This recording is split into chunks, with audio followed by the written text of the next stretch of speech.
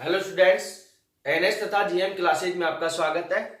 इससे पहले वाली क्लास में हमने जो टॉपिक पढ़े थे उसमें आपके पास में प्रेरित विद्युत वाहक बल, प्रेरित विद्युत धारा और प्रेरित आवेश और एक टॉपिक पढ़ा था हमने कि समरूप चुंबकीय क्षेत्र में किसी चालक छड़ में उत्पन्न प्रेरित विद्युत वाहक बल, उनको अच्छे से क्लियर कर लिए थे हमने। तो अब इस क्लास के अंदर जो अपना फर्स्ट पॉइंट है वो है आपके पास में असमान चुंबकीय क्षेत्र में नियत वेग से गति के कारण आयताकार लूप में उत्पन्न प्रेरित विद्युत वाहक बल तथा प्रेरित विद्युत धारा। तो आपके पास में क्या है, टॉपिक क्या कह रहा है कि असमान चुंबकीय क्षेत्र में नियत वेग से गति के कारण आयताकार लूप में प्रेरित विद्युत वाहक बल व प्रेरित विद्युत धारा का मान क्या करना है, आपको निकालना है। अब आपके पास यहाँ पे चुंबकीय क्षेत्र कैसा है, असमान चुंबकीय क्षेत्र है और आपके पास में लूप कैसा है, आयताकार लूप है। तो ध्यान देना कि आपके पास एक असमान चुंबकीय क्षेत्र है। असमान चुंबकीय क्षेत्र को मैं डॉट डॉट से प्रदर्शित कर रहा हूं। किससे प्रदर्शित कर रहा हूं? डॉट डॉट से प्रदर्शित कर रहा हूं। और समरूप चुंबकीय क्षेत्र को मैंने किससे प्रदर्शित किया था? क्रॉस से प्रदर्शित किया था।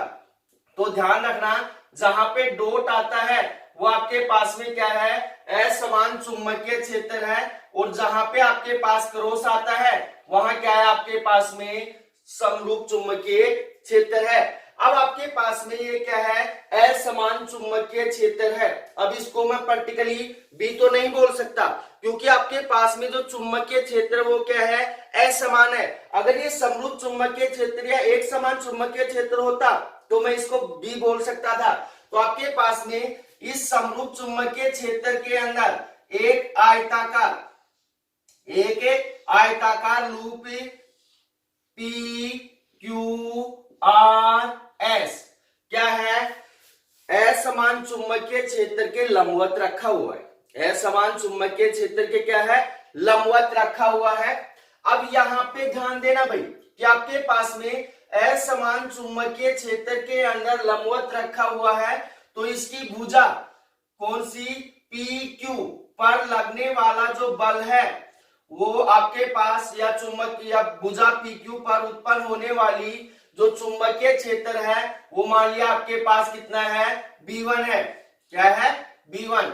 और आपके पास में भुजा आर एस पर लगने वाला जो आपके पास में चुंबकीय क्षेत्र है वो मान लिया कितना है, B2 है। क्या है, B2। तो यहां ध्यान देना कि आपके पास में जो आयताकार लूप है उसका मान लिया आपके पास में जो चौड़ाई है वो कितनी है, B है, और लंबाई कितनी है आपके पास में, L है। लंबाई कितनी है, L है। अब यहाँ पे थोड़ा सा दोबारा से समझ लेना कि आपके पास एक असमान चुंबकीय क्षेत्र है। इस असमान चुंबकीय क्षेत्र के अंदर एक आयताकार loop P Q R S क्या है, इसके लंबवत रखा हुआ है। इस आयताकार लूप की जो चौड़ाई है वो कितनी है, B है, और लंबाई कितनी मानी है मैंने, L मानी है। तो यहाँ पे ध्यान देना कि आयताकार लूप की भुजा PQ के कारण उत्पन्न जो चुंबकीय क्षेत्र है इसके ऊपर जो लगने वाला चुंबकीय क्षेत्र वो कितना है, B1 है, और RS पर लगने वाला चुंबकीय क्षेत्र कितना है, B2 है। तो यहां ध्यान देना कि ये आयताकार जो लूप है वो चुंबकीय क्षेत्र के लंबवत, चुंबकीय क्षेत्र के लंबवत v वेग से क्या है, गतिशील है। तो आपके पास में ये असमान चुंबकीय क्षेत्र है, तो आयताकार लूप चुंबकीय क्षेत्र के लंबवत v वेग से क्या है, गतिशील है। तो यहां पे ध्यान देना कि आपके पास में माना या यदि डेल टी अल्प समय में तय की गई दूरी कितनी होगी भाई, आपके पास में अल्प समय डेल टी के अंदर तय की गई दूरी कितनी होगी। अब आपके पास में जो चाल होती है, चाल बराबर क्या होता है, दूरी बटे समय। तो दूरी बराबर क्या हो जाएगा, चाल गुना समय।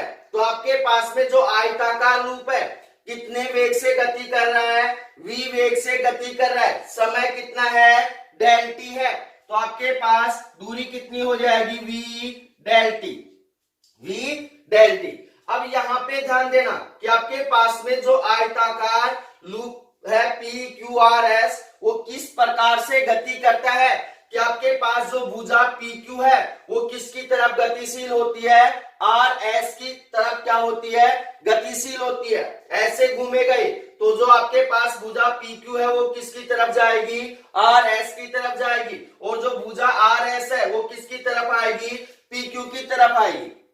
तो आपके पास यहाँ पे ध्यान देना कि आपके पास में यहाँ एल लंबाई या आपके पास भुजा पी क्यू तथा आर एस को पार करने में जो आपके पास में क्या है, पार करने में क्षेत्रफल, जो भुजा पी क्यू या आर एस को पार करने में क्षेत्रफल, या आपके पास में एल लंबाई को पार करने में क्षेत्रफल। तो यहां लिख रहा हूं भुजा पी क्यू तथा आर एस को पार करने में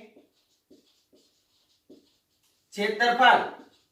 मान लिया आपके पास कितना है, डेल ए है। अब क्षेत्रफल बराबर क्या होगा, आपके पास में जो लंबाई है एल और दूरी कितनी मानी हमने, वी डेल टी। तो क्या हो जाएगा आपके पास में एल वी डेल टी। तो इसको दोबारा से समझ लेना भाई कि जो भुजा है वो पी क्यू इस प्रकार से गतिशील है कि वो किसके स्थान पर पहुंच जाती है, आर एस के स्थान पर पहुंच जाती है, और जो आर एस है किसके स्थान पर आ जाती है, पी क्यू के स्थान पर आ जाती है। इसलिए भुजा पी क्यू तथा आर एस को पार करने में जो क्षेत्रफल है वो डी डेल ए बराबर कितना हो जाएगा आपके पास में, एल वी डेल टी। लंबाई गुणा दूरी, दूरी कितनी आपके पास, वी डेल टी है। तो यह आ गया आपके पास समीकरण नंबर ए, समीकरण नंबर ए।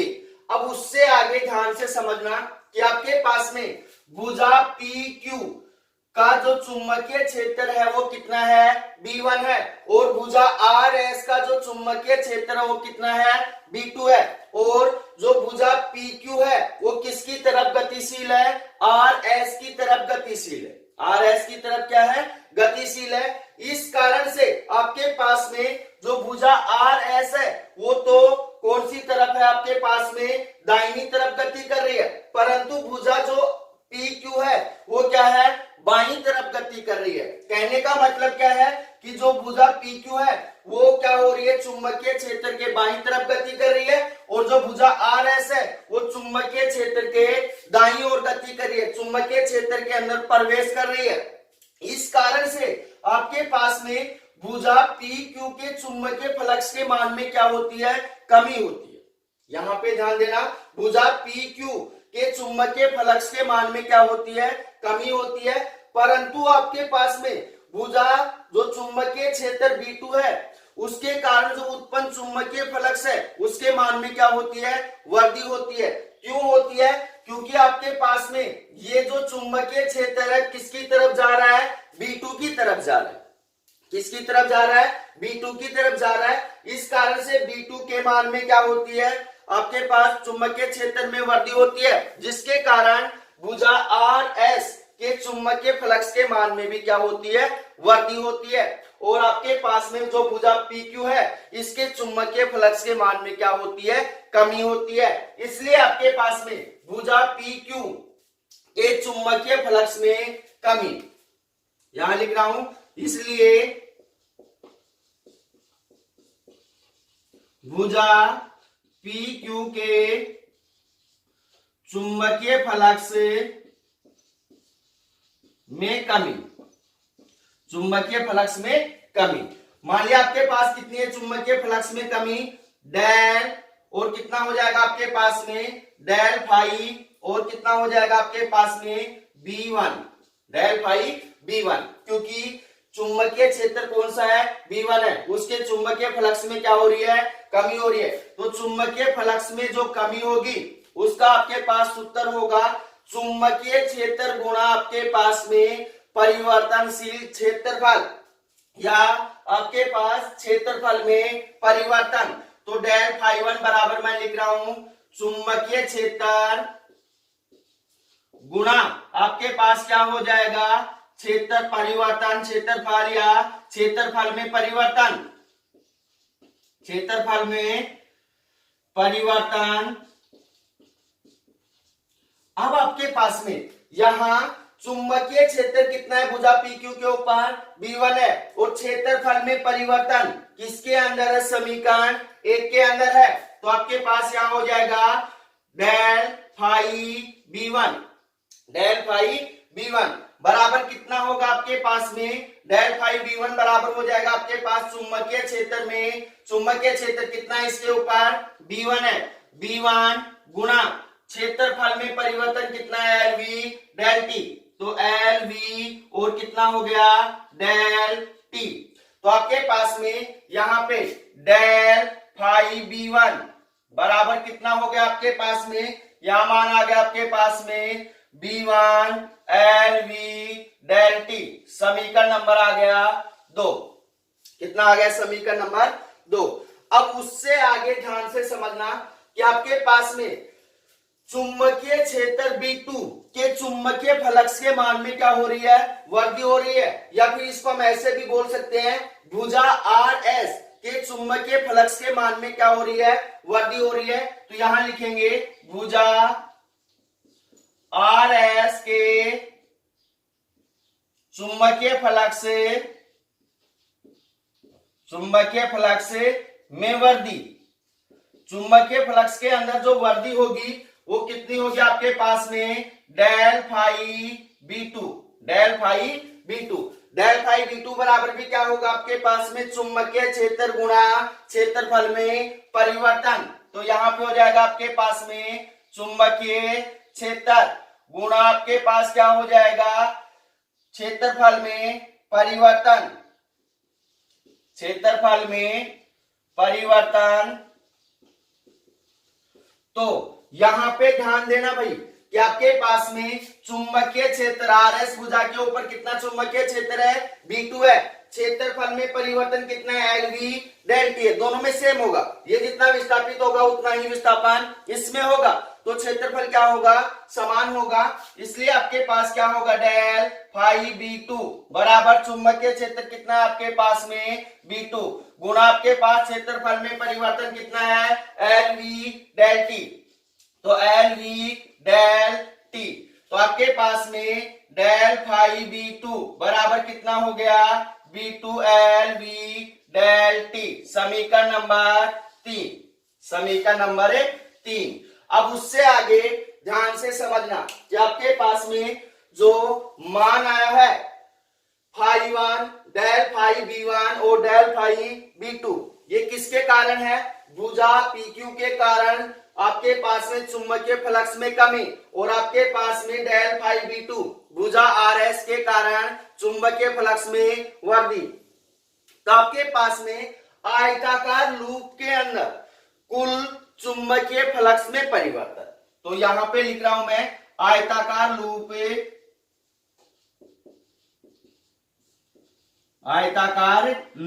के कुल चुंबकीय फ्लक्स में परिवर्तन, कुल चुंबकीय फ्लक्स में परिवर्तन। तो आपके पास कुल चुंबकीय फ्लक्स के अंदर परिवर्तन कितना होगा, del phi, del phi, del phi बराबर कितना होगा भाई आपके पास में, यहां पे अधिक कौन सा है, डेल फाई B2 है, डेल फाई B2 माइनस क्या होगा, डेल फाई B1 होगा। तो यहां हो गया आपके पास डेल फाई B2 माइनस में del phi B1, del phi B1। तो चुंबकीय फ्लक्स में क्या आ गया, कुल परिवर्तन आ गया, क्या आ गया, कुल परिवर्तन आ गया। तो आपके पास यहां पे ध्यान देना कि डेल फाई B2 का मान किसके अंदर है, समीकरण 3 के अंदर है, डेल फाई B1 का मान किसके अंदर है, समीकरण 2 के अंदर है। तो यहां लिखेंगे समीकरण 2 तथा समीकरण 3 से क्या मान होगा भैया आपके पास में, इस साइड से रब कर रहा हूं,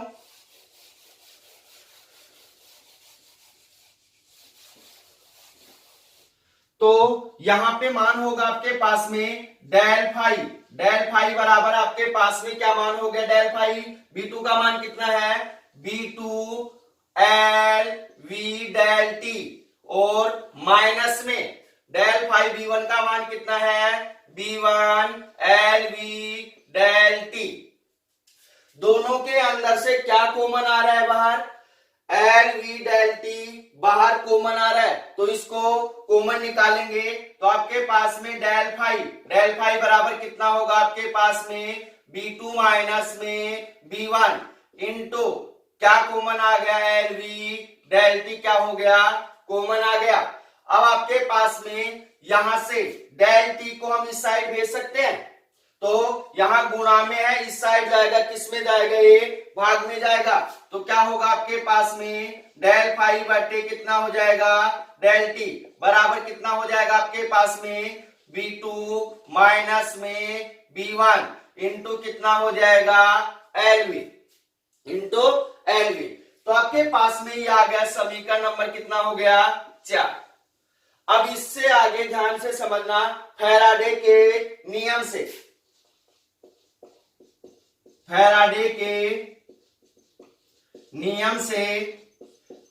के नियम से क्या मान होगा आपके पास में, कितना होता है, माइनस डेल फाई बटे कितना होता है, डेल टी बराबर कितना होता है, ई, कि चुंबकीय फ्लक्स में जो परिवर्तन की दर होती है उसका ऋणात्मक मान किसके समान होता है, प्रेरित विद्युत वाहक बल के समान होता है। इसलिए आपके पास में माइनस डेल फाई बटे कितना हो गया, डेल टी, तो माइनस को इस साइड भेजेंगे तो इस साइड क्या हो जाएगा, डेल फाई बटे डेल टी बराबर कितना हो जाएगा, माइनस ई।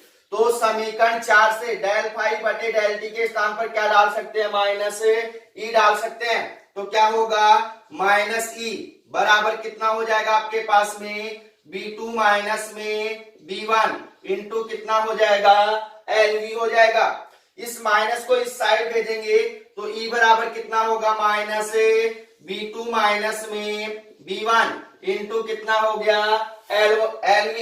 यहां माइनस को अंदर मल्टीप्लाई करेंगे तो B2 किसका होगा, माइनस का, माइनस माइनस क्या हो जाएगा, प्लस, तो E बराबर कितना हो गया आपके पास में, B1 माइनस में B2 इंटू कितना हो गया, LV। यह आ गया आपके पास समीकरण नंबर 5। और जो समीकरण 5 है वो आपके पास में क्या है कि असमान चुंबकीय क्षेत्र में नियत वेग से गति के कारण आयताकार लूप में प्रेरित विद्युत वाहक बल है। क्या है, प्रेरित विद्युत वाहक बल है। उससे आगे आपके पास किसका मान निकालना है, प्रेरित विद्युत धारा का मान निकालना है। क्या निकालना है, प्रेरित विद्युत धारा का मान निकालना है। तो यहाँ पे ध्यान से समझना, यदि आपके पास में आयताकार लूप का प्रतिरोध कितना है, R है, तो यहां लिख रहा हूं, यदि आयताकार लूप का प्रतिरोध कितना है, R है, तो आपके पास में प्रेरित विद्युत धारा I बराबर कितना हो जाएगा, E अपॉन में R। किससे निकाल सकते हैं, ओम के नियम से। तो आपके पास में यहाँ पे E का मान कितना है, समीकरण 5 से, तो यहां लिखेंगे समीकरण 5 से क्या मान हो जाएगा, I बराबर हो जाएगा आपके पास में B1 माइनस में B2 इंटू कितना हो गया, LV बटे कितना आ गया, R। ये जो मान आया है आपके पास में क्या है, प्रेरित विद्युत धारा है। क्या है, प्रेरित विद्युत धारा। तो अब उससे आगे अगर हम यहाँ पे दोनों मान निकाल चुके, दो मान पूछे इसमें, प्रेरित विद्युत वाहक बल व प्रेरित विद्युत धारा, तो इसमें दो ही मान पूछे गए हैं और दोनों मान हमने क्या कर दिए हैं, निकाल दिए हैं। तो इसमें ध्यान रखना भाई, आपके पास में जो चुंबकीय क्षेत्र कैसा है, असमान है। इस कारण से उसकी प्रत्येक भुजा के ऊपर चुंबकीय क्षेत्र का मान क्या रहेगा, अलग अलग रहेगा, समान नहीं रहेगा। तो अब इससे अगले वाला जो टॉपिक आपके पास में वो है असमान चुंबकीय क्षेत्र में नियत वेग से गति के कारण आयताकार लूप में ऊर्जा संरक्षण के नियम की अनुपालना। तो यहां पे लिख रहा हूं आपके पास में, लूप में ऊर्जा संरक्षण के नियम की अनुपालना, नियम की अनुपालना। तो ध्यान देना भाई कि आपके पास में असमान चुंबकीय क्षेत्र के अंदर नियत वेग से गतिशील जो आयताकार लूप है, क्या वह ऊर्जा संरक्षण के नियम की पालना करता है? करता है तो किस प्रकार से करता है, हमें क्या करना है, यहाँ पे प्रदर्शित करना है, मान निकालना है कि किस प्रकार से वो ऊर्जा संरक्षण के नियम की पालना करता है। तो यहाँ पे सुनना भाई कि आपके पास में जो असमान चुंबकीय क्षेत्र के अंदर नियत वेग से गतिशील जो आयताकार लूप है, वो क्या करता है, असमान चुंबकीय क्षेत्र के अंदर ऊर्जा संरक्षण के नियम की पालना करता है। अब निकालेंगे कैसे, उसको अच्छे से समझना।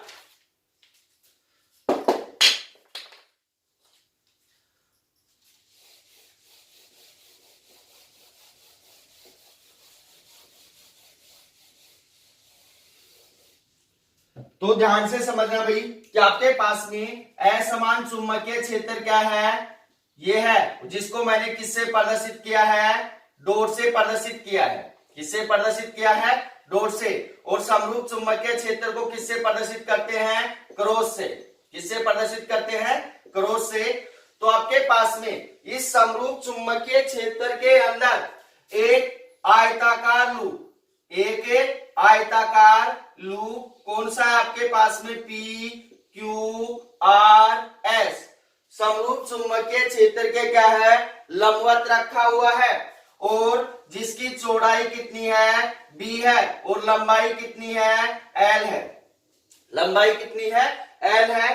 तो यहाँ पे ये जो समरूप चुंबकीय असमान चुंबकीय क्षेत्र के अंदर रखा हुआ है, तो इसकी भुजा पी क्यू के ऊपर जो उत्पन्न चुंबकीय क्षेत्र वो कितना है, B1 है, और भुजा कौन सी, आर एस पर उत्पन्न जो चुंबकीय क्षेत्र वो कितना है, B2 है। कितना है, B2। तो यहाँ पे ध्यान देना भाई कि आपके पास में जो जैसे ही हम ये आपके पास में असमान चुंबकीय क्षेत्र के अंदर आयताकार लूप क्या करेगा, गति करेगा। क्या करेगा, गति करेगा। कितने वेग से, v वेग से। तो इस आयताकार लूप के अंदर क्या प्रवाहित होने लगेगी, विद्युत धारा प्रवाहित होने लगेगी। क्या प्रवाहित होने लगेगी, विद्युत धारा प्रवाहित होने लगेगी। और विद्युत धारा प्रवाहित होने के कारण इसकी चारों भुजाओं के ऊपर क्या लगने लगेगा, बल लगने लगेगा। तो मान लिया पी क्यू भुजा के ऊपर कितना बल लग रहा है, F1 बल लग रहा है। क्यू आर भुजा के ऊपर कितना बल लग रहा है, F2 बल लग रहा है। और आर एस भुजा के ऊपर कितना बल लग रहा है आपके पास में, यहाँ पे बल लग रहा है F3। और आपके पास में इस दिशा के अंदर कौन सी एसपी भुजा के ऊपर जो बल लग रहा है वो कितना है, F4 है। तो यहाँ पे ध्यान देना कि आपके पास में भुजा P Q, Q R, R S तथा एस पी के ऊपर लगने वाले बल क्रमशः कितने, F1, F2, F3 और F4 है। अब यहाँ पे ध्यान देना, यदि आपके पास में चुंबकीय क्षेत्र B1 क्या है, बड़ा है। चुंबकीय क्षेत्र क्या है, B1 बड़ा है, किससे, B2 से। तो आपके पास में इस आयताकार लूप के अंदर जो धारा प्रवाहित होगी वो आपके पास में Q से R की तरफ प्रवाहित होगी। किसकी तरफ प्रवाहित होगी, Q से R की तरफ। क्योंकि मैंने अभी आपको बता दिया है कि आपके पास में जब आयताकार लूप असमान चुंबकीय क्षेत्र के अंदर गति करता है, तब उसके भुजाओं के अंदर क्या प्रवाहित होती है, धारा प्रवाहित होती है। तो यहाँ पे ध्यान देना, यदि आपके पास में चुंबकीय क्षेत्र B1 क्या है, बड़ा है, किससे, B2 से। तो आपके पास जो धारा प्रवाहित होगी वो क्या होगी, Q से R की तरफ होगी। और यदि आपके पास B2 बड़ा है, किससे, B1 से, तो जो धारा प्रवाहित होगी वो क्या होगी, R से Q की ओर होगी। इसलिए संपूर्ण आयताकार लूप के अंदर जो धारा प्रवाहित होगी वो किस प्रकार से होगी, Q से R की तरफ है। और आर से किसकी तरफ होगी, एस की तरफ, और एस से किसकी तरफ होगी, पी की तरफ, और पी से किसकी तरफ होगी, क्यू की तरफ होगी। तो यहाँ पे ध्यान रखना भाई कि आपके पास में आयताकार लूप के अंदर जो धारा प्रवाहित होगी क्यू से आर से एस, एस से पी से क्यू की ओर होगी। तो यहाँ पे इस धारा के कारण इसकी भुजाओं के ऊपर लगने वाले बल हमने नोट कर दिए F1, F2, F3 और F4।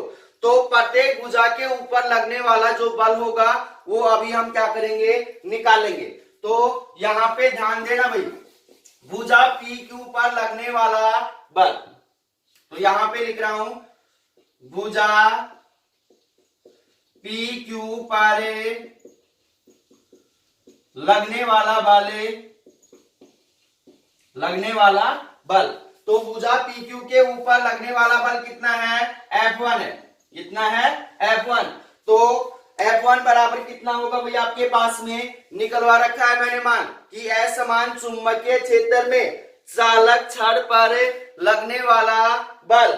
तो आपके पास असमान चुंबकीय क्षेत्र के अंदर चालक छड़ या आपके पास में क्या थी, छड़ चुंबक थी, उसके ऊपर लगने वाला बल कितना आया था, मैंने पिछले वाले चैप्टर में करवाया था।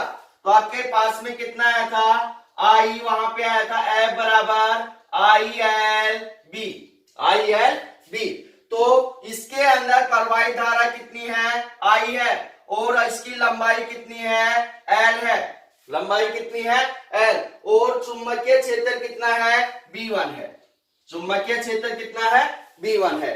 तो ये मान हो गया आपके पास में। उससे आगे जा गया समीकरण नंबर 1। अब इस आपके पास लगने वाला जो बल F1 है, इसकी दिशा हम किससे निकालेंगे, इसकी दिशा में किससे निकालेंगे। तो बल की दिशा के अंदर मैंने करवा रखा है फ्लेमिंग के बाएं हाथ का नियम। तो फ्लेमिंग के बाएं हाथ का नियम के अनुसार इस साइड आपके पास में क्या है, चुंबकीय क्षेत्र है, तो इस साइड इसके लंबवत क्या होगा, जो बल होगा F होगा। तो आपके पास में यहाँ पे भुजा PQ के अनुदिश आपके पास में जो बल है वो क्या है, बाईं ओर है। क्या है, बाईं ओर। जो आपके पास भुजा उसके क्या है, बाईं ओर है। तो उससे आगे भुजा QR पर लगने वाला बल, भुजा QR पर लगने वाला बल कितना है भाई आपके पास में, F2।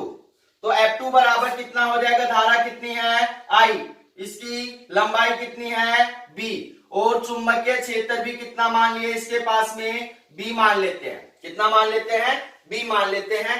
तो आपके पास यहाँ पे B3 मान लो और यहाँ पे B4 मान लो, तो यहाँ B3 हो गया। ठीक है भाई, या फिर B ही मान लो, क्योंकि आपके पास इसके चुंबकीय क्षेत्र के अंदर कोई परिवर्तन नहीं हो रहा है, क्योंकि आपके पास ये गति ही नहीं कर रही है। गति कौन सी भुजा कर रही है, PQ और RS कर रही है। या फिर इससे आगे इस पॉइंट को छोड़ दो, उससे आगे आपके पास में कौन सी भुजा है, RS। तो यहां लिख सकते हैं भुजा RS पर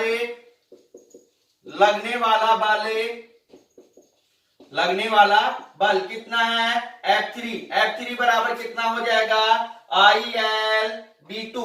और यह आ गया आपके पास समीकरण नंबर 2।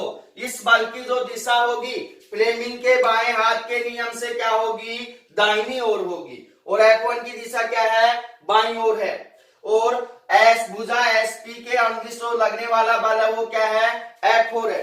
अब यहाँ पे ध्यान देना कि आपके पास में भुजा QR तथा SP के अनुदिश लगने वाला बल जो है वो क्या है, एक दूसरे से विपरीत दिशा में है, और मान में भी क्या है, समान है, क्योंकि इसके चुंबकीय क्षेत्र के अंदर कोई परिवर्तन नहीं होगा। तो मैं यहाँ पे लिख रहा हूं आपके पास में भुजा QR तथा SP के अनुदिश लगने वाला बल मान में समान एवं दिशा में विपरीत होता है, दिशा में विपरीत होता है, इसलिए एक दूसरे को क्या कर देता है, निरस्त कर देता है। इसलिए एक दूसरे को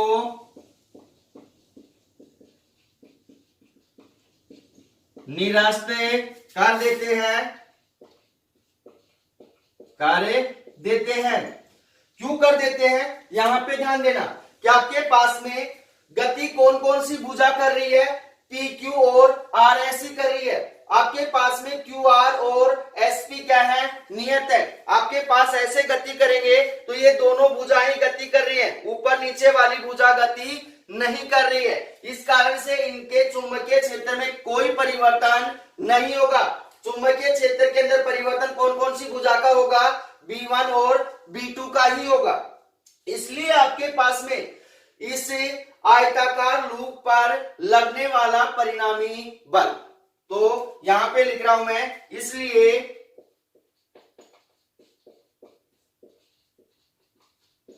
आयताकार लूप पर लगने वाला परिणामी बल, परिणामी बल आपके पास में F बराबर कितना हो जाएगा, आपके पास में F1 माइनस में F2, F1 माइनस में F2। क्यों कर दिया, क्योंकि आपके पास इसकी जो F1 की दिशा है वो बाईं ओर है और F3 की जो दिशा है वो क्या है, दाईं ओर है। इस कारण से जो परिणामी बल है F बराबर कितना हो जाएगा, F1 माइनस में F2। तो समीकरण 1 तथा समीकरण 2 से, तो यहां लिखेंगे समीकरण 1 तथा समीकरण 2 से क्या मान होगा भाई आपके पास में, F बराबर F1 का मान कितना है आपके पास में, समीकरण 1 के अंदर IL/V1। तो यहां हो गया आपके पास में IL/V1 माइनस में F3 का मान कितना है, IL, यहां पे F3 आएगा भाई, क्या आएगा, F3। तो आपके पास कितना होगा, IL/V2। तो यहां पे हो जाएगा आपके पास IL/V2। तो अब इन दोनों के अंदर से क्या कॉमन आ रहा है, IL कॉमन आ रहा है, बाहर निकाल लो। तो आपके पास F बराबर कितना हो जाएगा, B1 माइनस में B2 इंटू कितना हो गया, IL हो गया, IL। यह आ गया समीकरण नंबर 3, समीकरण नंबर 3। अब उससे आगे ध्यान देना कि आपके पास में जो आयताकार लूप है वो v वेग से डेल t समय के लिए क्या करता है, विस्थापित होता है। जो आयताकार लूप है वो v वेग से डेल t समय के लिए क्या होता है, विस्थापित होता है। इसलिए आपके पास में डेल t समय के लिए विस्थापन, विस्थापन कितना होगा, यहां लिख रहा हूं मैं, डेल t समय के लिए, डेल t समय के लिए विस्थापन, विस्थापन कितना होगा भैया आपके पास में, विस्थापन बराबर क्या होगा आपके पास में, विस्थापन बराबर यहां पे लिख रहा हूं मैं, आपके पास में क्या हो जाएगा, वेग गुणा समय। वेग कितना है, v, तो आपके पास v गुणा कितना हो जाएगा, डेल t, v गुणा डेल t। तो इस विस्थापन के लिए किया गया कार्य, तो यहां पे लिख रहा हूं मैं, इस विस्थापन के लिए किया गया कार्य W, W बराबर क्या होगा आपके पास में, W बराबर यहां पे ध्यान देना कि आपके पास कार्य, कार्य बराबर क्या होगा, बल गुणा विस्थापन। बल का मान किसके अंदर है, समीकरण 3 के अंदर है। विस्थापन कितना है, v डेल t है। तो आपके पास क्या होगा, यहां पे B1 माइनस में B2 इंटू IL इंटू कितना हो जाएगा, v del t, v del t। तो ये आ गया आपके पास समीकरण नंबर 4, समीकरण नंबर 4। अब इस समीकरण 4 से आगे कैसे सोल्व करेंगे उसको ध्यान से समझना।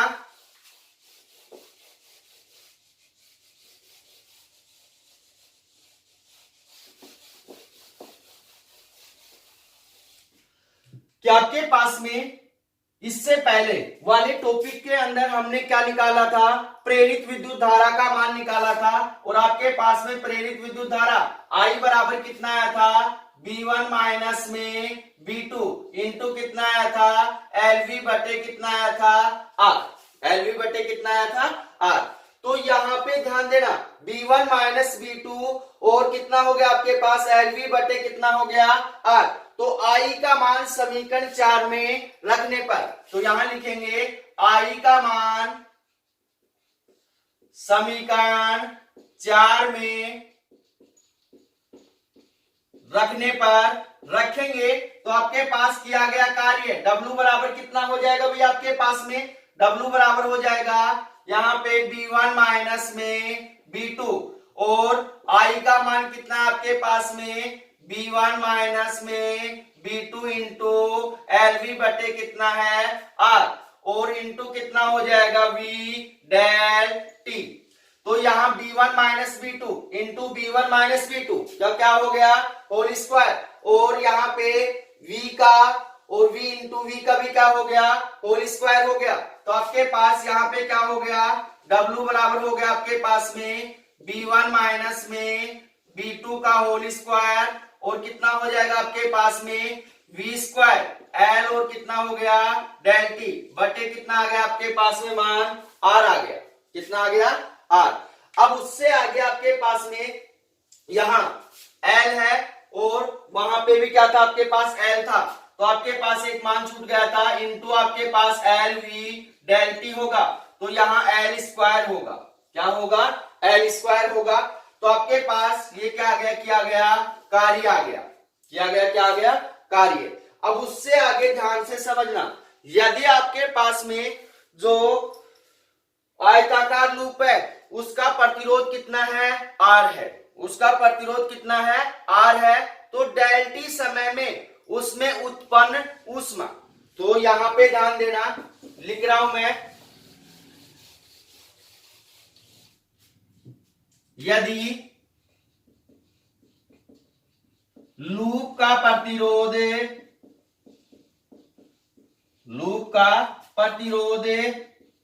R है तो डेल T समय में